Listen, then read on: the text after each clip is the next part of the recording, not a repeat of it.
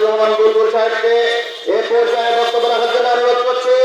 বাংলাদেশ জাতীয়তাবাদী দল উলিপুর উপজেলা শাখার সংগ্রামী সিনিয়র সহসভাপতি জনাব আব্দুর রশিদ মিলিটারি, জনাব আব্দুর রশিদ মিলিটারি। ওখান থেকে বলো কথা মাইক পেয়ে গেছে।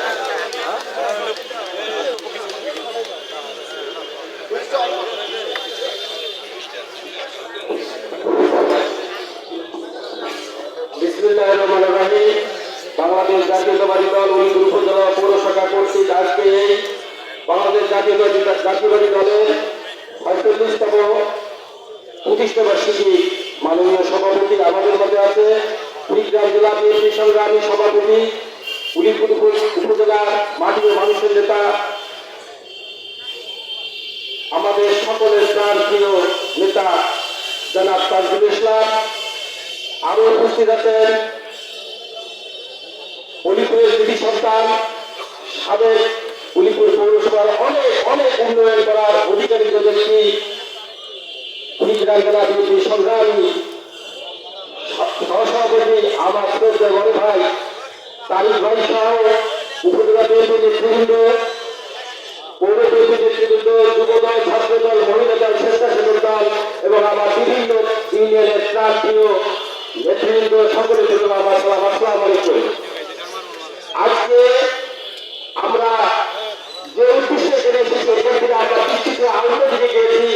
আমি মনে করি এই বিএনপি প্রতিষ্ঠাতা শহীদ জিয়াউর রহমান, যিনি স্বাধীনতার ঘোষক, যিনি এই দলকে প্রতিষ্ঠিত না করলে আজকে এই জমিনে আমরা বসতে পারতাম না, সেই মহান নেতা শহীদ রাষ্ট্রপতি জিয়াউর রহমানের রুহের মাত্রা কামনা করে আমি আমার বক্তব্য শুরু করছি। বন্ধুরা, আপনারা জানেন একটি স্বাধীন হয়েছে 1971 সালে। সেই স্বাধীনতার নেতৃত্ব দিয়েছিল একটি সেক্টর কমান্ডার হিসেবে এবং স্বাধীনতার ঘোষণার মাধ্যমে আমার প্রাণপ্রিয় নেতা জনাব শহীদ জিয়াউর রহমান। আর একটি স্বাধীন হয়েছে এই 2024 সালে ছাত্র জনতা উভয় মিলিয়ে এই ছাত্র বদলা আন্দোলনের মাধ্যমে এই স্বাধীনতার মাঝে তারা নিজের জীবনকে উৎসর্গ করে শহীদ হয়েছে। তাদের সকলের রুহের মাত্রার কামড় করে বক্তব্য শুরু করছে।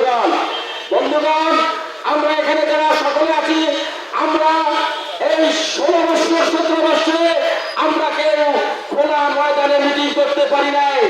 এই পুলিশ বাহিনীর দ্বারা, এই পুলিশ বাহিনী আমাদেরকে অত্যাচার করেছে, নির্যাতন করেছে, খুন এবং হত্যা করেছে বাংলাদেশের মাটিতে। আজকে সেই পুলিশ বাহিনী, আপনারা জানেন যে সমস্ত পুলিশ বাহিনী আপনার হারুন, বিপ্লব, আসাদুজ্জামান খান, মনিরুল ইসলাম, শহীদুল ইসলাম, আজকে তারা কোথায়? বাংলাদেশের মানুষকে যে নির্যাতন করেছে, আল্লাহ পাকের তরফ থেকে তাদের উপর গজব হয়েছে। বন্ধুগণ, বাংলাদেশের মাটিতে সরকারের প্রধানমন্ত্রী শেখ হাসিনা যে অত্যাচার নির্যাতন করেছে, 53 বছর স্বাধীনতার পরে বাংলাদেশে যদি কোন সরকার একজন নিরাপত্তা পালিয়ে থাকে, সেটা এই গণতন্ত্র সরকারের প্রধানমন্ত্রী শেখ হাসিনা বাংলাদেশকে পালিয়ে এসে। আপনারা সকলে আঘাতপ্রাপ্ত আমি মনে করি। আমরা আওয়ামী লীগের বুঝবো না, আওয়ামী লীগের সরকারকে বেইমান জানেন জাতীয়তাবাদীর এই তাদের এবং চুরুজু সাহেব যাদের নেতৃত্বে এই আওয়ামী লীগ 17 বছর